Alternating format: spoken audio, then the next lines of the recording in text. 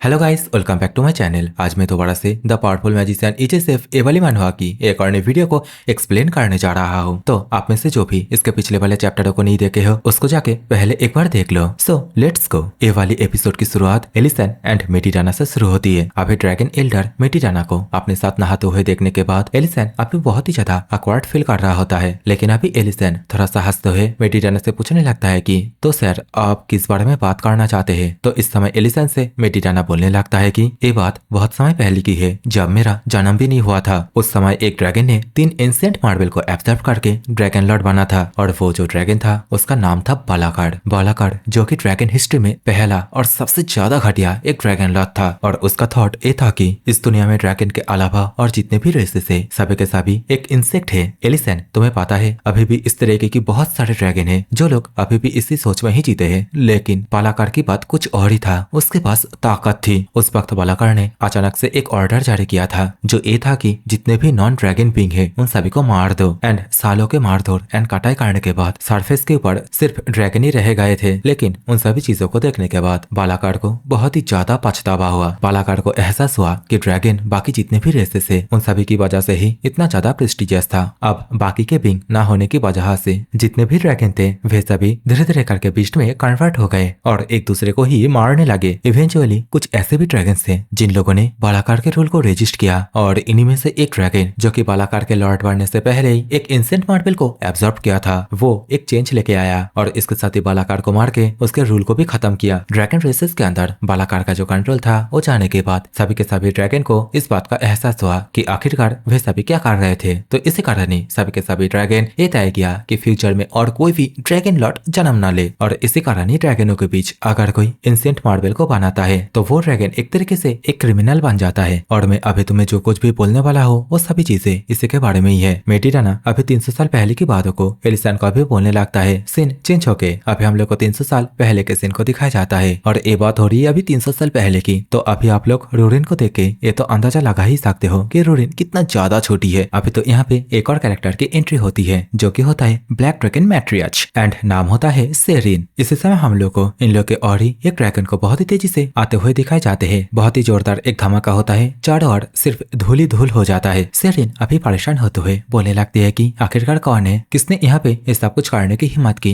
तो अभी हम लोग को उसी ड्रैगन को दिखाया जाता है जो कि यहाँ पे क्रैश लैंडिंग की थी। बोलने लगती है कि मुझे माफ करना और इसके साथ ही पूछती है कि क्या कोई मेरी पीछा कर रहा है। तो बेसिकली अभी ये जो ब्लैक ड्रैगन है इसका नाम होता है बेरेन और ये जो ब्लैक ड्रैगन है यही रूरिन की मदर होती है। बेरेन के हाथों में अभी हम लोग एक ब्लू कलर की क्रिस्टल को दिखाई जाती है और ये जो क्रिस्टल है ये एक एंशिएंट मार्बल होता है। बेरेन अभी अपने फादर मेटिडाना से बोलने लगती है कि जल्दी से इस चीज को कहीं पे छिपाना होगा। कुछ देर बाद का सीन दिखाया जाता है जहाँ पे मेटिडाना अभी बेरेन से पूछने लगता है कि आखिरकार तुम्हें ये एंशिएंट मार्बल कहाँ पे मिली। तो बेरेन बताती है कि उसने इस एंशिएंट मार्बल को चुराई है। बेरेन की इस बात को सुनने के बाद मेटिडाना बहुत ही ज्यादा गुस्सा होने लगता है, लेकिन सारिन मेटिडाना को थोड़ा शांत होने के लिए बोलती है और इसके साथ ही बेरेन को हर एक चीज को डिटेल्स में समझाने के लिए बोलती है। तो इस समय बेरेन इन सभी से बोलने लगती है कि कुछ ड्रैगन मिलके 3 एंशिएंट मार्बल को बना के उसके माध्यम से दोबारा से एक न्यू ड्रैगन लॉर्ड को जन्म देने के बारे में सोच रहे थे। लेकिन मैंने ऐसा कुछ देख लिया था, मैं तो वहाँ से तीनों एंशिएंट मार्बल को ही चुराने की कोशिश की थी, लेकिन मैं वहाँ से सिर्फ एक ही एंशिएंट मार्बल को लेके आ पाया और जैसा कि मेरी स्पीड बहुत ही ज्यादा हाई है तो इसी कारण वे सभी मुझे पकड़ नहीं पाए। बेरेन की इन सभी बातों को सुनने के बाद सारिना भी बोलने लगती है कि तुमने जो सब कुछ किया तुम्हें पता है इसका परिणाम क्या होने वाली है। एंशिएंट मार्बल ये कोई नॉर्मल चीज नहीं है। एंशिएंट मार्बल का जो ऑरा है उसे हम लोग अपने मैजिक पावर को यूज करके भी छिपा नहीं सकते। अगर कोई भी ड्रैगन अपने अंदर एंशिएंट मार्बल को एब्सॉर्ब भी कर लेता है फिर भी इसका ऑरा छिप नहीं सकता। और इसके साथ ही सारिन अभी मेटिडाना से ये भी बोलता है जो प्रिंसिपल है उसे हम लोग को फॉलो करना चाहिए। सारिन की इस बात को अभी बेरेन भी मान लेती है। तो अभी का जो मामला है वो मैं आप लोग को शॉर्ट में समझा देता हूँ। बेरेन अभी ये तय करती है कि एंशिएंट मार्बल की जो इल्जाम है वो अपने ऊपर ले लेगी जिससे कि एंशिएंट मार्बल सुरक्षित रहे। कुछ देर बाद का सीन दिखाया जाता है। मेटिडाना बाकी और जितने भी एल्डर है उन सभी के सामने अभी बेरेन से बोलने लगता है कि बेरेन तुमने जो क्राइम किया है एंशिएंट मार्बल को बना के उसके बदले में तुम्हें एक ऐसी जगह पे रखा जाएगा जिसके बारे में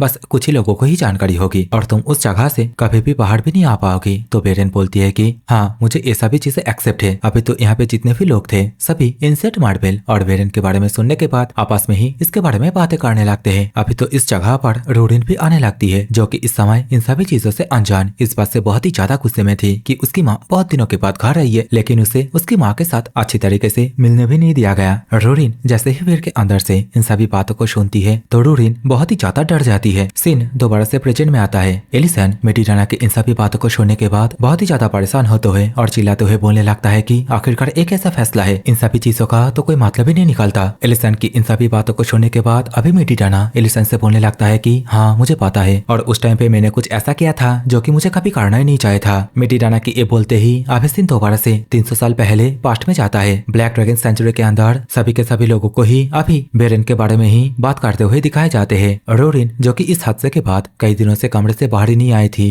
तो अभी रूरिन के साथ मेडिटाना जैसे ही बात करने के लिए दरवाजे को ओपन करके जाने लगता है, वैसे ही रूरिन एक पिलो को बहुत ही जोर से मेडिटाना के चेहरे के ऊपर फेंक के मारती है। रूरिन जो कि आगे से रोते हुए और चिल्लाते हुए बोलने लगती है कि मैं आपको बहुत ही ज्यादा हिट करता हूँ ग्रैंडपा, और मैं आपको कभी देखना भी नहीं चाहती। तो इस समय आगे से मेडिटाना रूरिन से बोलने लगता है कि रूरिन तुम्हें मेरे लिए एक काम करनी होगी। तो रूरिन आगे से बोलती है कि नहीं, मेरी माँ को वापस लेके आओ। मेडिटाना अभी रूरिन के हाथ को पकड़ते हुए रूरिन से बोलने लगता है कि ये कुछ ऐसा काम है जो कि सिर्फ तुम ही कर सकती हो, और हाँ इसके बारे में तुम्हें किसी को भी नहीं बताना है। मैं तुम्हें एक जगह के बारे में बताऊंगा, तुम्हें वहाँ पे जाके मेरे लिए कुछ हर्ब को ढूंढ के लेके आनी है। मेडिटाना के ये बोलने के साथ ही सीन चेंज हो जाता है। जंगल की तरफ का सीन दिखाया जाता है और इसी जंगल में अभी हम लोग को रूरिन को भी दिखाई जाती है। रूरिन जो कि इस समय ये बोल रही होती है कि मेडिटाना मुझसे पंगा लेके बहुत ही बड़ी गलती कर दी है, अब मैं मेडिटाना के लिए कुछ रैंडम जहरीले हर्ब को लेके जाऊंगी। इसी समय रूरिन की नजर सामने कुछ पत्थरों के पास जाती है जहाँ पे अंदर जाने के लिए एक छोटा सा छेद होता है। रूरिन अभी बिना किसी देरी करे जल्दी जल्दी से इस छेद के अंदर से इस चट्टान की दूसरी ओर आ जाती है। इस चट्टान के दूसरी ओर बहुत ही ज्यादा खूबसूरत एक नेचर के सीन को दिखाई जाती है और इसी जगह पे एक ड्रैगन भी होती है। और इस ड्रैगन को देखने के बाद रूरिन अभी बहुत ही ज्यादा भावुक होते हुए पुकारती है कि मॉम। अचानक से यहाँ पे रूरिन को देखने के बाद ड्रैगन भी पूरी तरीके से हैरान हो जाती है। तो बेसिकली ये जो ड्रैगन है ये बेरेन होती है। बेरेन अभी इंसानी रूप में आ जाती है और अभी का जो सिचुएशन है ये पूरी तरीके से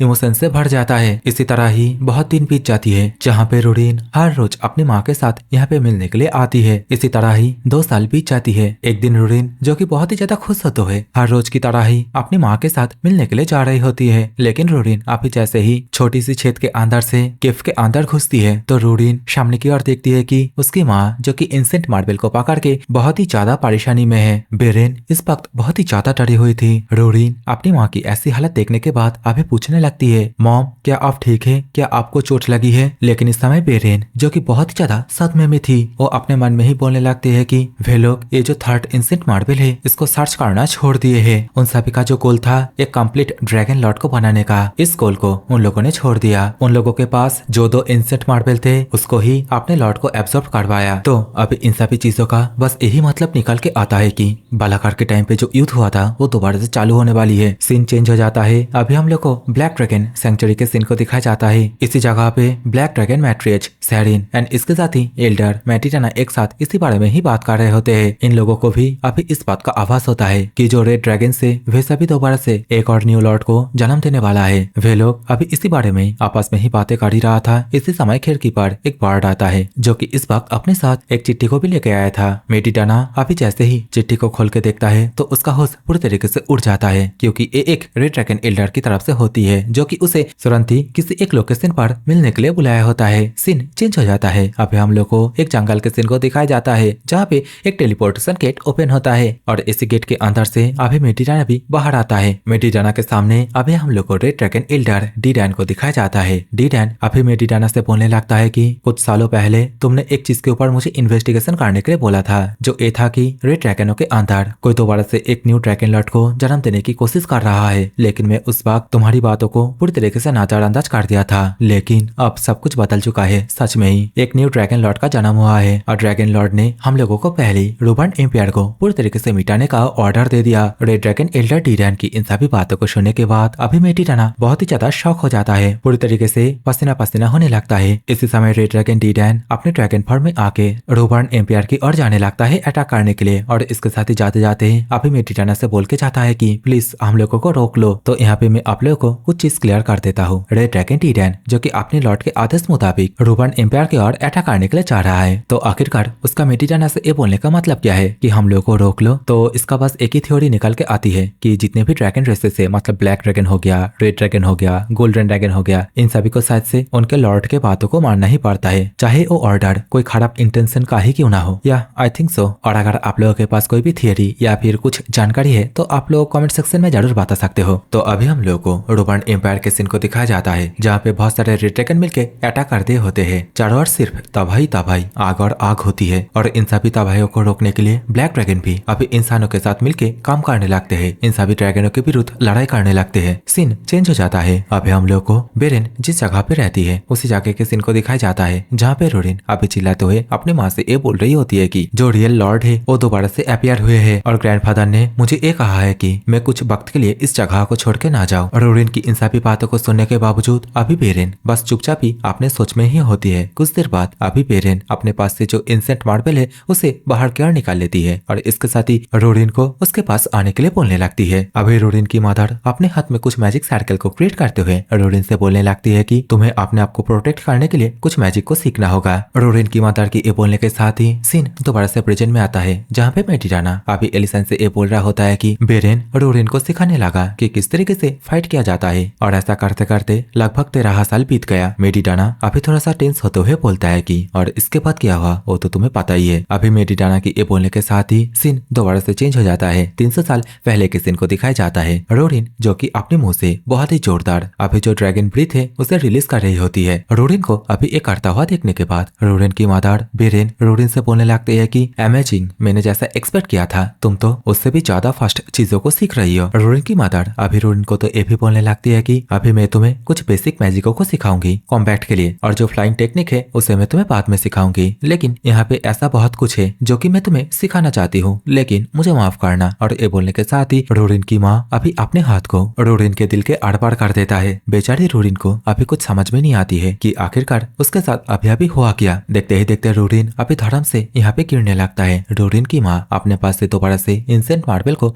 बाहर की ओर निकाल लेती है और इसके साथ ही इंसेंट मार्बल को रोरिन के अंदर इंसर्ट कर देती है। कुछ देर बाद रोरिन की मदर अभी रोरिन को रोरिन रोरिन करके पुकारने लगती है। रोरिन जो कि धीरे धीरे करके अपनी आंखें ओपन करती है। रोरिन जिसको कि अभी कुछ समझ में नहीं आ रही थी, लेकिन इस बात से बहुत ही ज्यादा डरा हुआ था कि उसकी माँ ने उसके छाती के आर पार हाथ कर दिया था। रोरिन को अभी इतना ज्यादा घबराया हुआ देखने के बाद रोरिन की मदर रोरिन से बोलने लगती है कि अरे शांत हो जाओ, आखिरकार तुम्हारे साथ हुआ क्या। तो इस समय रोरिन अपनी बॉडी को देखती है जहाँ पे थोड़ा सा भी खरोच की निशान नहीं थी, ऊपर से कपड़े भी ठीक ठाक है, थोड़ा सा भी फटा हुआ नहीं है। तो इस समय रोरिन बोलने लगती है कि तो क्या मैं कोई सपना देख रहा था। इसी समय रोरिन की माँ रोरिन से ये पूछने लगती है कि रोरिन क्या तुम अपनी बॉडी के अंदर ओवरफ्लोइंग माना महसूस कर पा रही हो। तो रोरिन आगे से रिप्लाई देते हुए बोलती है कि हाँ, मुझे नहीं पता क्यों, लेकिन मैं बहुत ही ज्यादा पावरफुल महसूस कर रही हूँ। तो इस समय रोरिन की मदर रोरिन को बताती है कि तुम्हारी बॉडी के अंदर इंसेंट मार्बल एब्सॉर्ब हो चुका है। रोरिन वॉर के दौरान तुम अपने ग्रैंडफा के साथ ही रहना, क्योंकि तुम्हारी जो पावर है वो बहुत ही ज्यादा महत्वपूर्ण है। अपनी माँ की इन सभी बातों को सुनने के बाद रोरिन बहुत ही ज्यादा आश्चर्यचकित होकर अपनी माँ से पूछने लगती है कि इंसेंट मार्बल को एब्सॉर्ब करना क्या ये पूरी तरीके से निश्चित नहीं है। इस बात को सुनने के बाद हंसते हुए रोरिन की माँ रोरिन से कहती है कि इसलिए तो इस बात को तुम्हें सीक्रेट ही रखना है, किसी को भी नहीं बताना है। ये तुम्हारे और मेरे बीच एक सीक्रेट मिशन है। रोरिन भी खुश हो जाती है, बोलती है कि एक सीक्रेट मिशन, हाँ हाँ, मैं किसी को भी नहीं बताऊंगी। रोरिन की माँ अभी रोरिन को गले में लगा लेती है और इसके साथ ही रोरिन से बोलने लगती है कि रोरिन यही मेरा डिसीजन है और तुम कभी भी इस बात को मत भूलना कि तुम्हें हमेशा से आगे की तरफ ही बढ़ना है। और मैं तो तुम्हें थैंक यू बोलना चाहती हूँ, क्योंकि तुम्हारी वजह से ही मेरी जो मेमोरी है इस बिल के अंदर खुशी से भर गई। तो रोरिन भी अभी बहुत ही ज्यादा खुश होते हुए अपनी माँ से बोलने लगती है कि हाँ, मैं भी बहुत ही ज्यादा खुश होता हूँ जब मैं आपके साथ यहाँ पे रहती हूँ। सो कुछ देर बाद अभी रोरिन खुशी खुशी यहाँ से जाने लगती है। रोरिन की मदर भी अभी पीछे से रोरिन को टाटा बाय बाय कर देती है, बोलती है कि आई लव यू रोरिन। सीन चेंज हो जाता है। रोरिन अभी नेक्स्ट डे जैसे ही अपनी माँ के पास दोबारा से आती है, रोरिन सामने की जो नजारा है उसे देखने के बाद पूरी तरीके से डर जाती है। सामने की ओर अभी हम लोग को रोरिन की माँ को दिखाई जाती है जो कि इस वक्त मरी हुई थी और इस चीज को देखने के बाद अभी रोरिन बेचारी बहुत ही ज्यादा रो रही थी। और इसी समय यहाँ पे एंट्री करता है एलिसन, इस दुनिया का सबसे पहला द 9th क्लास आर्चमेज। एलिसन जो कि यहाँ पे आते ही सामने की ओर का जो नजारा है उसे देखने के बाद अभी बहुत ही ज्यादा परेशान होते हुए बोलता है कि क्या मैं लेट हो गया। एलिसन की ये बोलने के साथ ही सीन दोबारा से प्रेजेंट में आता है। मेडिटाना अभी एलिसन से बोलने लगता है कि एलिसन, इसके बाद से जो कुछ भी हुआ वो तो तुम्हें सब कुछ पता ही है। बहुत सारे सैक्रिफाइस के बाद हम लोग फाइनली ड्रैगन लॉर्ड को मार पाए, जो वॉर था वो भी खत्म हो गया। एंड रोरिन जिसको कि ब्लैक ड्रैगन के होली ग्राउंड से बाहर निकाल दिया गया। मेडिटाना के मुझसे अभी इन सभी कहानियों को सुनने के बाद एलिसन बहुत ही ज्यादा परेशान होता हुआ अभी मेडिटाना से ये पूछने लगता है कि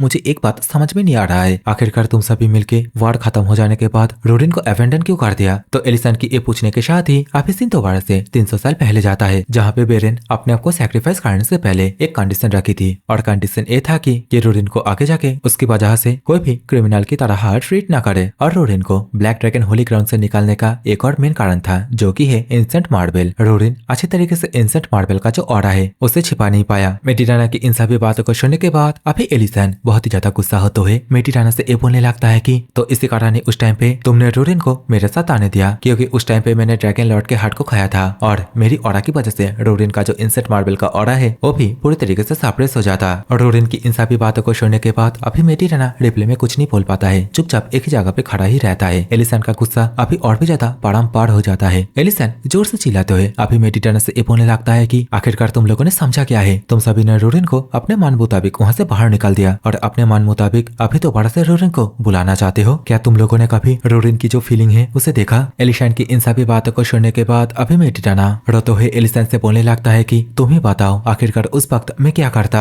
मेरी एक छोटी गलती की वजह से मेरी बेटी बेरेन मर गई। उस वॉर की वजह से क्लैन के अंदर फीमेलों की संख्या बहुत ही ज्यादा कम हो गई। और इस बात को सुनने के बाद मेडिटाना का यहाँ पे आने का कारण तो आप लोग को साफ साफ पता चल ही रहा होगा, जो कि ये है कि मेडिटाना रोरिन को यहाँ से ले जाने के बाद किसी एक और ब्लैक ड्रैगन के साथ रोरिन की शादी कर पाएगी। और इन सभी चीजों के कारण ही अभी मेडिटाना यहाँ पे रोरिन के सामने भीख मांगने लगता है कि वो रोरिन को उसके साथ जाने दे। इसी समय हम लोग को रोरिन को भी दिखाई जाती है, जो कि दरवाजे के बाहर से मेडिटाना ने शुरू से अभी तक जो कुछ भी कहा उन सभी बातों को ही छिप छिप के सुन रही होती है। सीन अभी एलिसन के और आता है। एलिसन जो कि बहुत ही ज्यादा गुस्से के साथ अभी मेडिटाना से ये बोल रहा होता है कि तो तुम ये बोल रहे हो कि मैं रोरिन की ये जो जगह है और रोरिन दोनों को ही छोड़ दो। मेडिटाना जो कि अभी भी रो रहा होता है और इसके साथ ही अभी एलिसन से बोलने लगता है कि रोरिन एक ड्रैगन है और तुम एक इंसान, और तुम कितना ही ज्यादा पावरफुल क्यों ना हो, तुम कभी भी इस बात को चेंज ही नहीं कर पाओगे। और क्या तुम यही सोचते हो कि तुम हर वक्त रोरिन के साथ चल पाओगे? मेडिटाना की इस बात को सुनने के बाद एलिसन का माइंड पूरी तरीके से सेटल होने लगता है। एलिसन को अभी पुरानी एक बात याद आने लगती है, जहाँ पे रोरिन अभी एलिसन से ये पूछ रही होती है कि